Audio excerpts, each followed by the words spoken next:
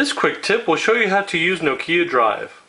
Nokia Drive is a turn-by-turn directions app available for free in the marketplace to all Nokia Windows Phone users.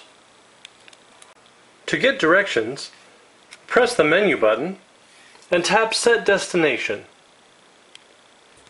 You can search for any address or pick from a list of destinations you've previously entered. Nokia Drive automatically uses your current location, so you only need to enter the street address of your destination.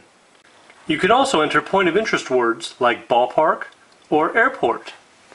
If the address is listed in more than one city, Nokia Drive will display a list of search results sorted by distance. You can either choose the correct destination from the list or tap any one and flick to view all the destinations on a map.